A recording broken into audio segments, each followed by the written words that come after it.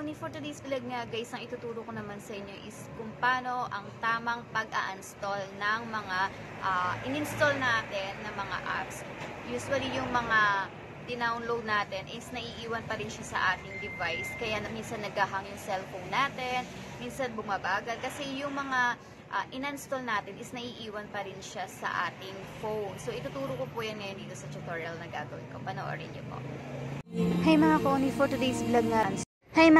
for today's vlog nga guys, tuturuan ko kayo kung paano ang tamang pag-install ng isang apps dito sa ating cellphone. Kasi usually guys, kapag nagda-download ka tapos in-install mo to, naiiwan pa rin yan sa device nyo or sa history ng Play Store. So para hindi naghahang yung cellphone natin o kaya hindi bumabagal, is ganito yung gawin nyo. Pag nasa Play Store ka na, punta ka dun sa inyong profile, hanapin nyo yung management apps device.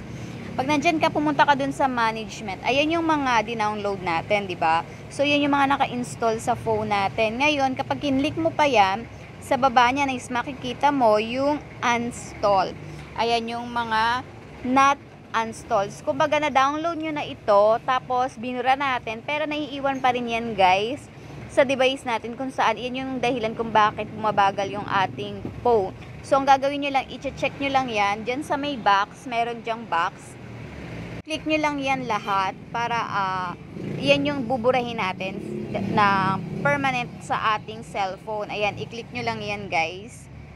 Ayan, i-check nyo lang lahat. So medyo marami-rami ito. So ayan, wala kasi siyang click all para ma-checkan lahat. So mano-mano yung gagawin nyo guys. Kung marami talaga yan, so tsatsagain nyo talaga. So yan yung dahilan kung bakit bumabagal yung cellphone nyo, kasi nga naiiwan lang siya dun sa history ng phone. So ayan, pag na-click nyo na lahat yan, makikita nyo sa taas may parang basurahan dyan, char.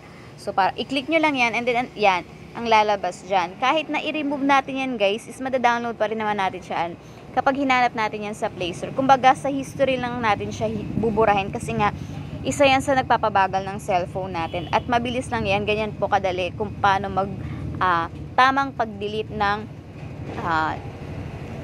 dinownload natin na application. So ganyan. So makikita nyo rin dyan yung kung paano mag-update, kasi na dyan din makikita kung alin yung mga hindi naka-update na mga application.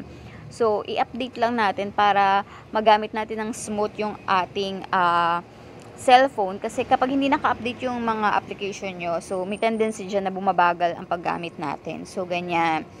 So di ba napakadali lang, kaya kung ako sa inyo guys, i-try nyo na yan.